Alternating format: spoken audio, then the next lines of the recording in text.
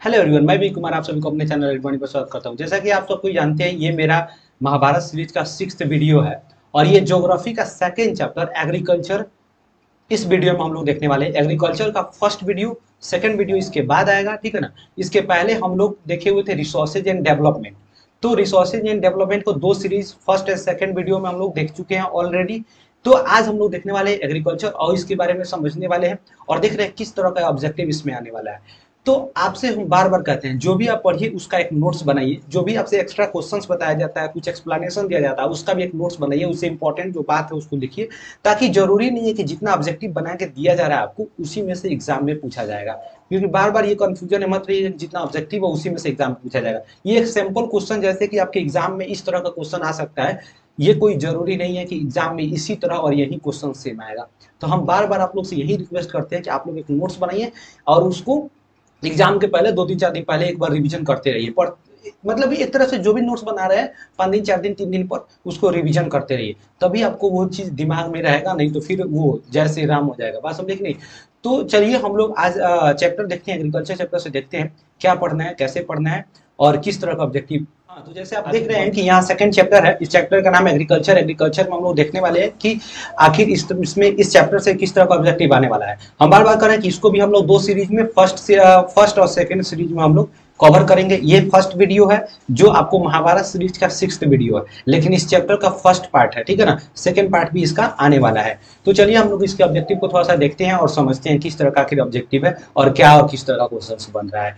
तो देखिए इसमें फर्स्ट क्वेश्चन क्या कर रहा है। फर्स्ट क्वेश्चन कर रहा है आपका, agriculture is dash economic activities. सबसे पहले इकोनॉमिक एक्टिविटीज क्या होता है। देखिए ये इकोनॉमिक्स कोई नहीं है, इकोनॉमिक्स में हमको पढ़ना है कि इकोनॉमिक एक्टिविटीज क्या होता है, ठीक है ना, और उसको कितने सेक्टर्स में डिवाइड किया है। तो बेसिकली क्या है कि इकोनॉमिक्स में सेक्टर्स, जब डिफरेंट सेक्टर्स पढ़ेंगे, आखिर आपके इस सिलेबस में है भी, उसको हम लोग देखेंगे ही खुद। बट आज हम लोग मोटा मोटी एक समझते हैं कि इकोनॉमिक एक्टिविटीज क्या होता है। सबसे पहले देखिए, इकोनॉमिक एक्टिविटीज हम उसे कहेंगे, एक्टिविटीज का मतलब क्या होता है, वर्क, ठीक है ना। तो वैसा वर्क जिसको करने से हमें कुछ ना कुछ पैसा मिलता हो और उस पैसा का उपयोग हम अपने लाइवलीहुड के लिए, जीवन यापन के लिए करते हैं। मतलब कि जब कोई व्यक्ति कुछ पैसा कमाने के उद्देश्य से, कुछ पैसा के लिए कोई काम करता हो, ठीक है ना। पैसा या फिर ये हो सकता है कि भोजन के लिए, जरूरी नहीं है कि आपको कैश ही मिल सकता है। ऐसा हो सकता है कि आपको कोई कहेगा कि ठीक है यहाँ पर हमारे यहाँ खाओ, ठीक है ना, आज खाना वाना खाओ और रहो, ठीक है ना।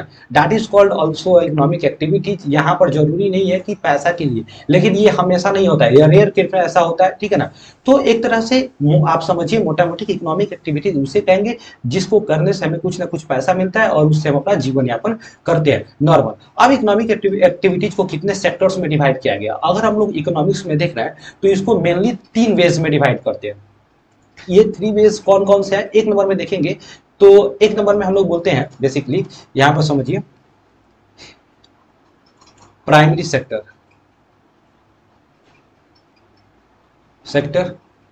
इसी का दूसरा बोलते हैं सेकेंडरी सेक्टर, और इसी का तीसरा बोलते हैं टर्शियरी सेक्टर। समझ आ गया। ये तो फर्स्ट वे हो गया जिसमें हम लोग सेक्टर प्राइमरी, सेकेंडरी और टर्शियरी सेक्टर में डिवाइड कर रहे हैं। सेकेंड वे क्या हो सकता है इसको डिवाइड एक तरह से बांटने का। तो सेकेंड वे में देखेंगे, सेकेंड में हो सकता है आपको ऑर्गेनाइज्ड सेक्टर,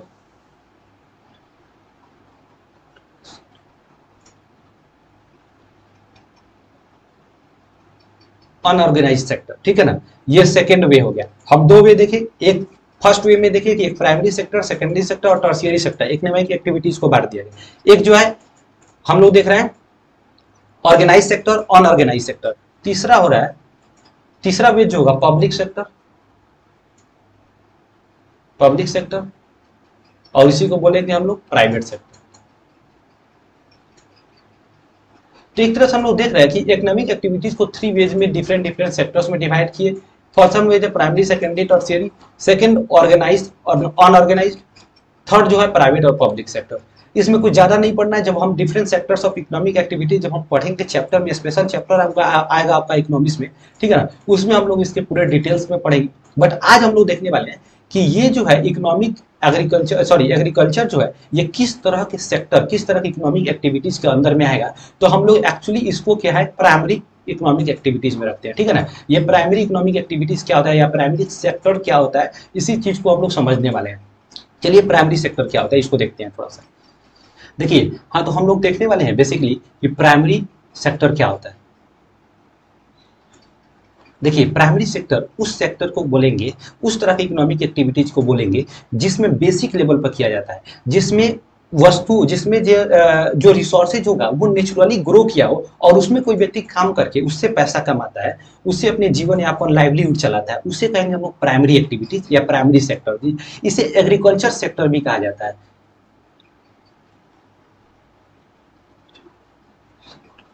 इसलिए आपको एग्जाम में पूछ सकता है which sector is also called agriculture sector, the primary sector. बार बार हम आपको जो है जो भी बोलते हैं उसको हम बार बार कहते हैं कि नोट्स में लिखते चलिए।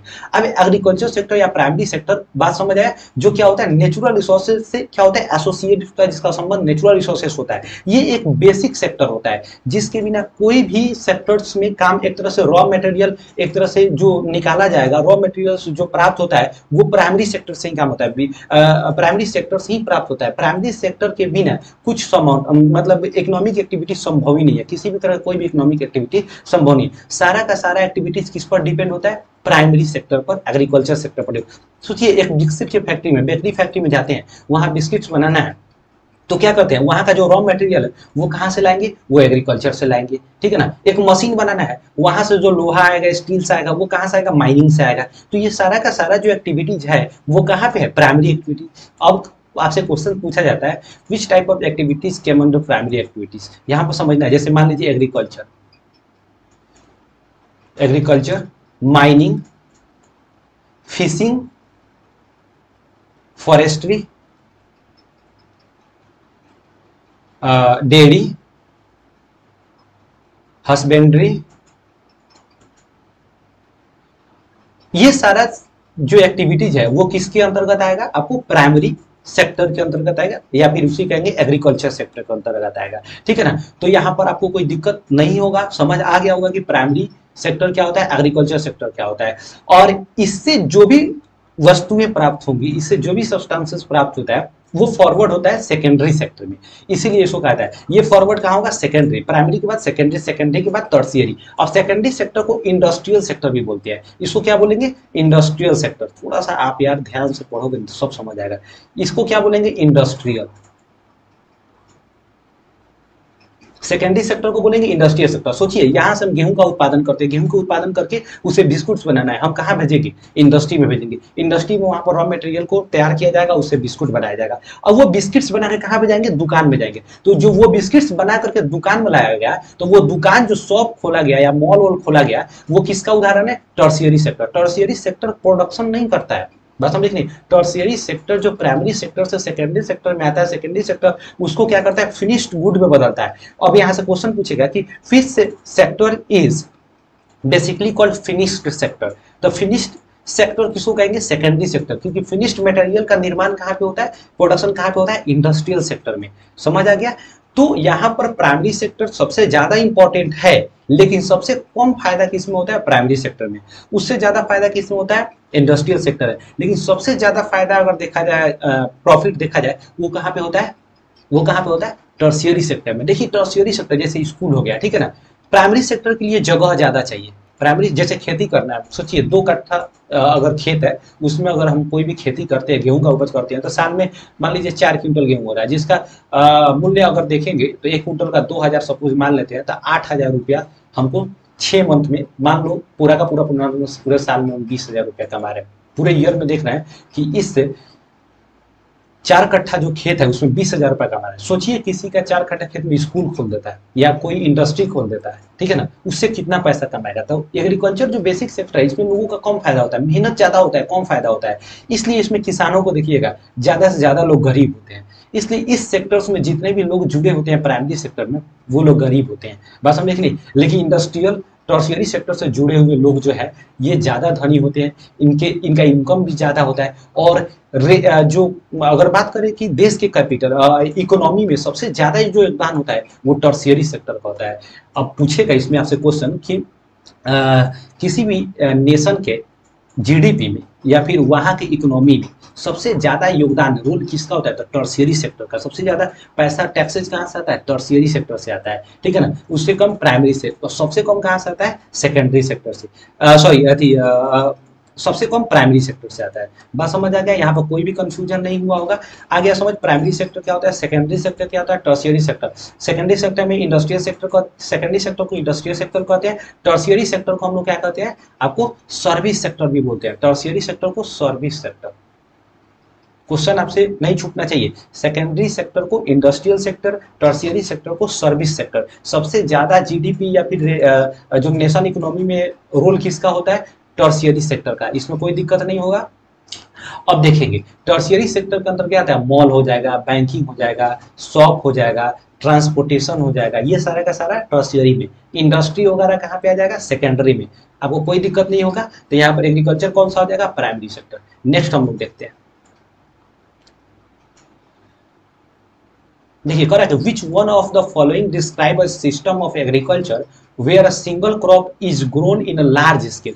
जब भी सिंगल क्रॉप का बात करेगा और grown in a large scale, तो उसे कहेंगे हम लोग प्लांटेशन, प्लांटेशन एग्रीकल्चर, ठीक है ना। ये प्लांटेशन एग्रीकल्चर का मतलब होता है, इसमें क्या होता है, किसी भी एक तरह का क्रॉप्स जो होगा, या फिर कोई भी, या तो हो सकता है आपको फसल हो सकता है, या फिर उसमें फ्रूट्स हो सकता है, तो मात्र एक ही तरह का और बड़े एरिया में जो है ग्रो किया जाएगा, उसे ही हम लोग प्लांट। देखो यहाँ पर ये धान का खेती किया जा रहा है, लेकिन एक ही तरह का है, लेकिन बहुत बड़े एरिया में किया जाएगा। यहाँ टी का खेती किया जा रहा है, बहुत बड़े एरिया में किया जा रहा है। बस समझ नहीं, तो किसी भी तरह का एग्रीकल्चर एक ही तरह का हो, लेकिन बहुत, जैसे मान लो बनाना प्लांटेशन हो जाएगा, बनाना का हो जाएगा, तो ये सब क्या होगा, ये आपको प्लांटेशन एग्रीकल्चर में आ जाएगा। इसका मुख्य उद्देश्य क्या होता है, इसका मुख्य जो उद्देश्य होता है वो कॉमर्शियल फार्मिंग से ज्यादा रिलेटेड। ये किससे एसोसिएट होता है, कॉमर्शियल फार्मिंग से।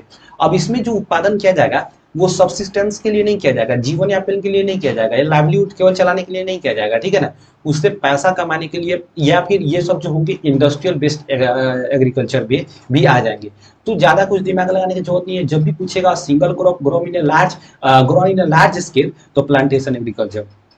अब देखिए शिफ्टिंग, इस सारा हम आगे बताते चल रहे हैं, शिफ्टिंग क्या होता है, नेक्स्ट जैसे जैसे टॉपिक आएगा आपको उसमें बताते चलेंगे। नेक्स्ट क्या कर रहा है, करेक्ट है, विच one of the following is a rabi crop. देखिए अब यहाँ पर समझना थोड़ा सा, रबी क्रॉप्स किसे कहते हैं। देखिए रबी क्रॉप सीजन के बेस पे, अगर हम लोग बात कर रहे हैं कि on the basis of season, crops are divided into 3 types. एक को बोलेंगे रबी क्रॉप्स। रबी क्रॉप्स हम उसे कहेंगे कि वैसा क्रॉप्स जिनको क्या विंटर के महीना में, मतलब कि ठंडी के महीना में क्या किया जाएगा, उसको ग्रो किया जाएगा, सोन किया जाएगा, बात समझे कि नहीं, उसको लगाया जाएगा, लेकिन हार्वेस्ट अप्रैल जून के महीना में, ठंडी के स्टार्ट होते ही, ठीक है ना, उसके पहले ही लगभग क्या कर लिया जाता है, उसको काट लिया जाता है। तो वैसे जैसे मान लो अक्टूबर के दिसंबर के महीने के बीच में क्या कर दिया जाएगा, उसको बो दिया जाएगा, उसको मतलब कि ग्रो कर दिया जाएगा, उसको खेत में डाल दिया जाएगा।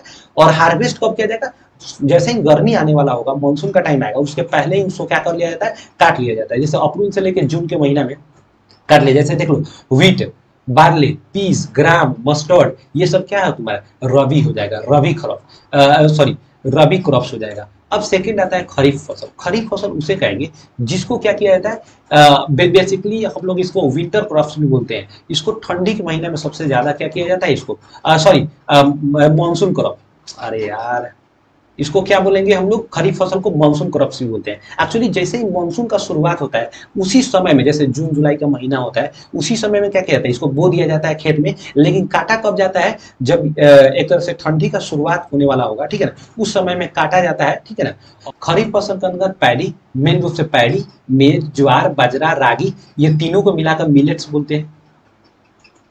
बाद में बताएंगे मिलेट्स क्या होता है। तूर जिसे अरहर का दाल बोलते हैं, मूंग, उड़द, कॉटन, जूट, ग्राउंडनट, सोयाबीन, ये सभी का सभी किस में आ जाएगा, खरीफ फसल में। जायद फसल उसे कहेंगे जब खरीफ और रबी फसल के बीच के टाइम में, जो 2 से 3 महीना 2.5 महीना टाइम बचता है, उसके बीच में जो सब्जी वगैरह लगा दिया जाता है, खीरा वगैरह, कुकुम्बर वगैरह, देखेंगे वाटरमेलन जैसे तरबूज वगैरह लगा दिया जाएगा, उसे भी कहेंगे जायद। इसे गर्मा फसल भी कहते हैं।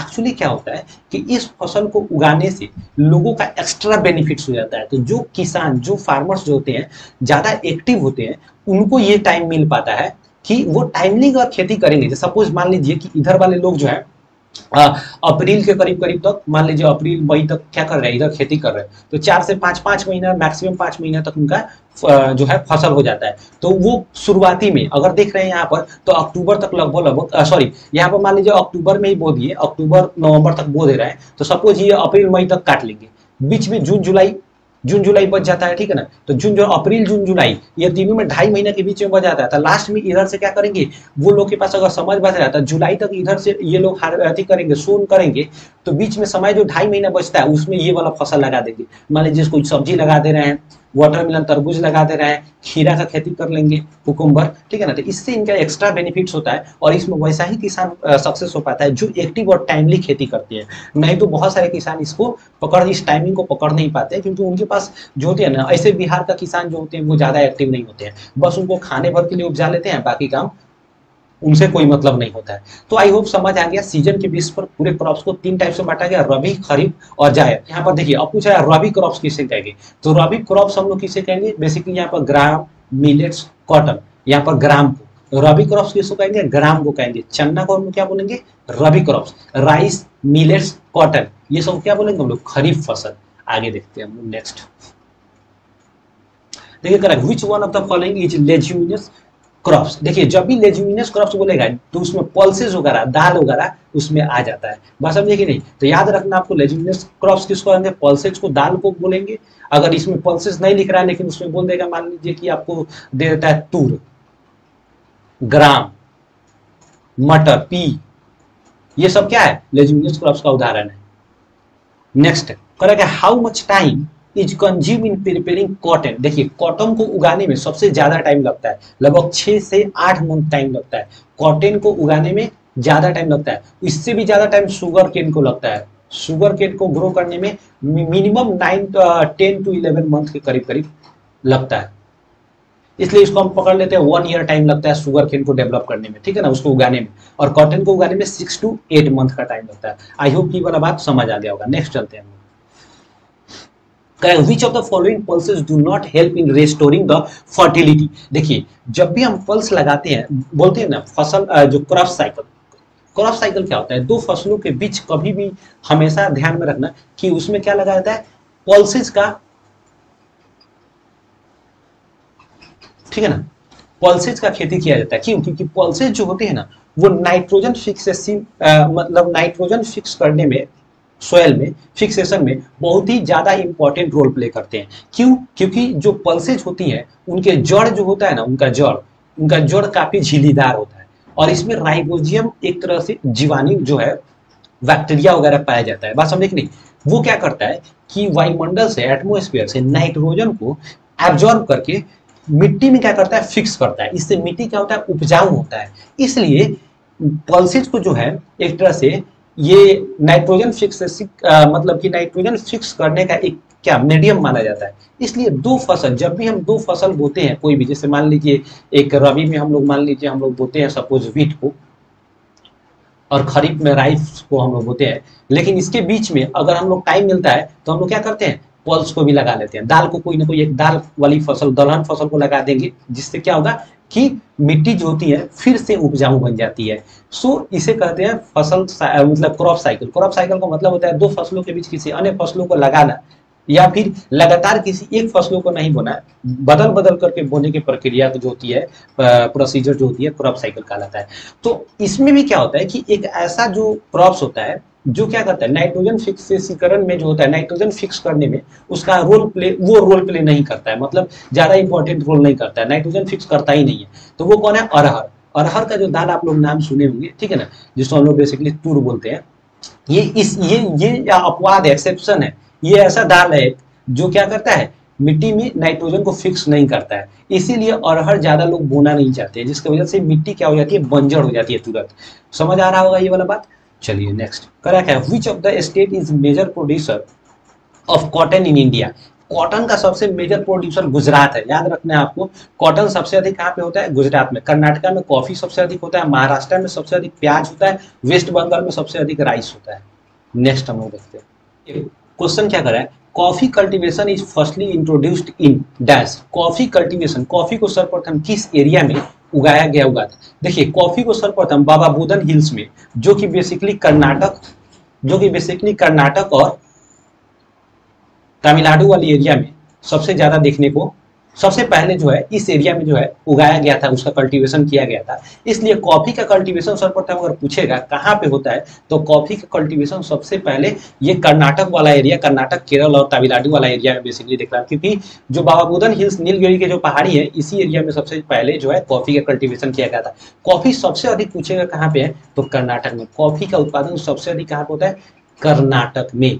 ठीक है ना। नेक्स्ट देखिए, नेक्स्ट क्या कर रहा है, विच of the following is not true for pulses. कह रहा है कि इसमें से कौन जो है पल्स के लिए इंपॉर्टेंट, मतलब कि ट्रू स्टेटमेंट नहीं है। Pulse are grown in both kharif and rabi. सही बात है। देखिए पल्सेज में बहुत सारा ऐसा मतलब पल्सेज जो है वो रबी में एक रबी क्रॉप्स के अंतर्गत भी आते हैं और खरीफ के भी अंतर्गत आते हैं। जैसे रबी में अगर हम लोग बात कर रहे हैं रबी में देखने के लिए, तो हम लोग रबी में देख ले रहे हैं, जैसे मान लीजिए कि आपको एक देखिए तिल आता है, तिल का तेल जिसे हम लोग सेसामम बोलते हैं, सेसामम। ठीक है ना। ये दोनों है, रबी और खरीफ दोनों है। बस हम देख रही, जैसे मान लीजिए रबी जो है और रबी में देख लें तो साउथ इंडिया में देखेंगे तो वो रबी फसल है, लेकिन नॉर्थ ईस्ट इंडिया में देखेंगे तो वो खरीफ फसल है। उसी तरह अगर हम लोग इसमें बात करेंगे ग्राम, चना, ये क्या है, आपको रबी फसल है। खरीफ में देखेंगे मूंग हो गया आपको, मसूर हो गया आपको, उसके बाद आपको उसके बाद मूंग के बाद अरहर हो गया। ये सारा का सारा जो है किसमें आएगा, खरीफ फसल में आ जाएगा। ठीक है ना। तो कह रहा है कि ये दोनों हो जाएगा। ठीक है ना। ये बहुत खरीफ और रबी दोनों हो जाएगा। Pulses requires intensive and excessive irrigation. Pulses requires intensive and excessive irrigation.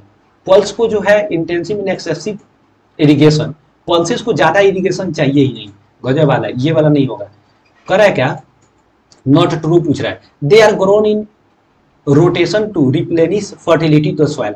सही बात है। इसको क्या किया जाता है, रिप्लेनिश फर्टिलिटी, सॉइल के फर्टिलिटी को फिर से प्राप्त करने के लिए इसको क्या किया जाता है, एक तरह से साइकिल के रूप में उसको ग्रो किया जाता है। Pulses are legumes. ठीक है ना। ये तो बहुत पहले ही देख लिए हुए थे। तो ये गलत कौन हो जाएगा, आपको बी नंबर गलत होगा। पल्सेज को क्या होती है, कम पानी की जरूरत होती है, नहीं तो वो सड़ जाएगा। ठीक है ना। इसलिए वो क्या है, पल्सेज, ये इरिगेशन, लेस इरिगेशन उसको रिक्वायरमेंट होती है। उसकी रिक्वायरमेंट क्या होती है, लेस इरिगेशन। नेक्स्ट हम लोग देखते हैं। अब पल्सेज में सबसे अधिक अगर बात करें, वर्ल्ड में सबसे अधिक पल्सेज का प्रोडक्शन कहाँ होता है, तो भारत में। अब भारत में सबसे अधिक कहाँ होता है, तो मध्य प्रदेश में। याद रखना है, पल्सेज का सबसे अधिक प्रोडक्शन कहाँ होता है, भारत में। भारत में सबसे अधिक कहाँ होता है, तो मध्य प्रदेश में, एमपी में। बात समझ आ गया। नेक्स्ट हम लोग देखते हैं। देखिए यहाँ पर क्वेश्चन क्या कर रहा है, why is there an enormous pressure on agriculture land in India, choose the correct way. कह रहा है कि भारत में जो लैंड है, एग्रीकल्चर लैंड है, उस पर सबसे ज्यादा प्रेशर, सबसे ज्यादा उस लैंड पर सबसे ज्यादा खेती क्यों किया जाता है, आखिर क्या कारण है उनका, एक वजह बताइए। ठीक है ना। तो इसमें क्वेश्चन क्या कर रहा है, ऑप्शन देखेंगे। Land holding size is very small, high density of population, small scale farmer do not have the technology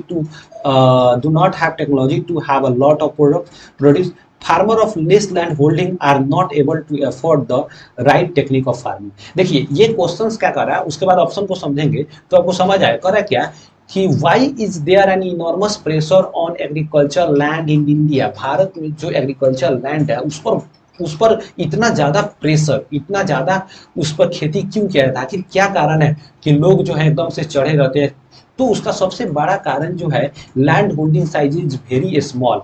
Bharat में जो खेती करने वाली जो जमीन है ना, वो काफी छोटी छोटी जमीनें हैं। इसका कारण सबसे बड़ा जो है ना, यहाँ पर जो वंशानुगत, जो एक तरह से मान लीजिए जनरेशन वाइज जो डिवाइडेशन होता है, धन का बंटवारा जो होता है, ये सबसे बड़ा कारण है। जैसे मान लीजिए एक आदमी है, जैसे मान लीजिए एक जो है रामदास जी है, ठीक है ना, इनके पास 20 कट्ठा खेत है, ठीक है ना, 10-10 कट्ठा का दो बड़ा बड़ा सा, मान लीजिए बड़ा बड़ा सा प्लॉट है, ठीक है। इनका 4 गो बेटा। अब ये बाद में 4 बेटा जब बड़का हुआ, शादी भी कर दिए, तो ये 4 बेटा अब एक जगह रहना नहीं चाहता, कहता नहीं अब हम लोग अलग रहेंगे। अब 4 बेटा को क्या करिए, एगो खेत में 2-2 गो, एगो खेत में 2 गो, बोले बेटा 2 गुणा इसमें बांट लो, 2 गुणा इसमें बांट लो। अब देखो, अब ये जो खेत का साइज होगा बिल्कुल छोटा छोटा हो गया। बात समझ आए कि अभी जो पहले रामदास जी थे, इनका 4 गो बेटा छोटा छोटा था, ये अकेले थे, तो मजा से इस पर खेती कर रहे थे और कमा रहे थे। बात समझे कि नहीं, कोई दिक्कत नहीं था। 1 साल खेती किए, बीच में कोई अगर टाइमिंग देख रहा है, फर्टिलिटी कम हो रहा है, तो 6 महीना 1 साल भर के लिए छोड़ दिए, फिर उसमें फर्टिलिटी नेचुरली ऑब्टेन हो जाती है, ठीक है ना, रिस्टोर हो जाती है, फिर से उस पर खेती करने लग रहा है। लेकिन अब क्या है, अब एक बच्चा के पास उनके मात्र 4 कट्ठा खेत है, ठीक है ना, उसका ही बाल बच्चा होगा। अब सोचिए कि उस पर वो कितना ज्यादा चढ़ा रहेगा, बात समझे कि नहीं।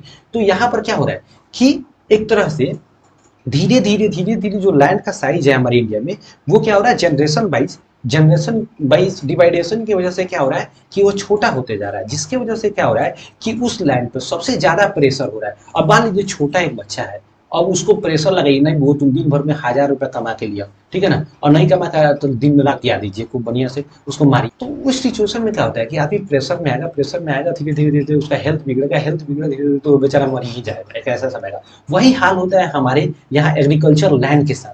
उस पर इतना ज्यादा प्रेशर होता है, खेती किए जाते हैं, उसको थोड़ा भी दिन के लिए उसको मतलब एक तरह से हम उसको छोड़ते नहीं है, ताकि वो क्या हो सके, नेचुरली वो फिर से फर्टिलिटी को ऑब्टेन कर सके, बात समझे कि नहीं। उस पर खेती किए जा रहे हैं, खेती किए जा रहे हैं, जिसकी वजह से क्या होती है, भूमि क्या होती है, अनफर्टाइल हो जाती है, धीरे धीरे वो बैरन हो जाती है, और फर्टिलिटी एबिलिटी उसकी कम हो जाती है। इसलिए इंडिया में सबसे बड़ा जो कारण है, land holding size is very small. Bharat में जो खेती करने वाला जो जमीन है उसकी साइज काफी छोटी है। वो कहाँ छोटी है, तो यहाँ पर जनरेशन वाइज जो डिवाइडेशन होता है, मतलब बाबूजी है, उसका 4 गो बेटा होगा, वो 4 गो बेटा, फिर होगा 4 गो बेटा होगा, उस सभी में बांटेगा। इस तरह करते करते करते करते जमीन की साइज काफी छोटी हो जाती है, और उसका प्रेशर ज्यादा रहता है प्रोडक्शन का, जिसकी वजह से क्या होता है, यहाँ पर ये दिक्कतें आती है। Next question, correct, which of the following is not the characteristic of primitive sustains farming. देखिए प्रिमिटिव सस्टेंस फार्मिंग, दो तरह का फार्मिंग जो होता है, दो तरह का होता है, एक प्रिमिटिव, एक जो होता है आपको इंटेंसिव फार्मिंग। प्रिमेटिव फार्मिंग उसे कहेंगे जिसमें जो होता है, जो ट्रेडिशनल तरीका से, पुराने तौर तरीका से खेती कर रहे हैं, जिसमें खेत के साइज भी काफी छोटी, वो बड़े मात्रा में एक बड़े से खेत में कोई खेती नहीं कर रहे, छोटे से खेत में अपन जीवन यापन के लिए कर रहे हैं, और उसमें किसी भी तरह का कोई भी टेक्निक, मॉडर्न टेक्नोलॉजी का यूज नहीं कर रहे हैं। जैसे मान लीजिए उसमें एक तरह से हो, दाव, डिगिंग स्टिक, अगर टूल्स की बात कर रहे हैं, बात समझे कि नहीं, हसुआ, कुदाल, खुरपी, इस तरह का यूज करके वो खेती कर रहे हैं, बात समझे कि नहीं, कोई भी टेक्नोलॉजी नहीं यूज कर रहे हैं। और वो अगर बात करें इरिगेशन वगैरह के लिए, तो वो क्या होता है, नेचुरल एक तरह से मतलब मौसम पे, बात समझे कि नहीं, वो क्या होते हैं, डिपेंड होते हैं, ठीक है ना। उनके पास कोई भी अपना कोई भी टेक्निक नहीं है, अपना कोई टेक्नोलॉजी यूज नहीं करते हैं, जो भी है नेचुरली डिपेंड, नेचर पर डिपेंड होते हैं। और उसमें टूल्स जो यूज करते हैं वो एक तरह से ट्रेडिशनल टूल्स लाइक हो, दाव, डिगिंग स्टिक, इस तरह का हंसुआ, कुदाल वगैरह, खुरपी, इस तरह के जो है, बस समझे कि नहीं, यूज करते हैं। उसे ही हम लोग कहते हैं इंटेंसिव, सॉरी प्रीमेटिव, बस समझे कि नहीं, सब्सिस्टेंस फार्मिंग। इंटेंसिव उसे कहेंगे जिसमें जो होगा फसल, जो सीड्स होंगे वो एकदम से hybrid, HYV hybrid seeds use किए जाएंगे। उसमें केमिकल जो होगा वो फर्टिलाइजर, केमिकल्स वगैरह यूज किया जाएगा। उसमें टूल्स जो होगा, मॉडर्न टूल्स का, जैसे मान लीजिए खेती करना है, खेत को जोतने के लिए ट्रैक्टर का यूज करेंगे, फसल काटने के लिए बड़े बड़े मशीन आ गए, नया नया टेक्नोलॉजी का यूज करेंगे, ठीक है ना। और खेती एक बड़े से फील्ड में करेंगे, बड़े से लेवल में करेंगे, बात समझे कि नहीं, बड़े से एरिया में जब खेती करेंगे उसे हम कहेंगे इंटेंसिव। इस खेती का सबसे बड़ा उद्देश्य क्या होता है, कमर्शियल फार्मिंग, ठीक है ना, इससे पैसा कमाना। इस खेती का सबसे बड़ा उद्देश्य क्या होता है, ओनली लाइवलीहुड।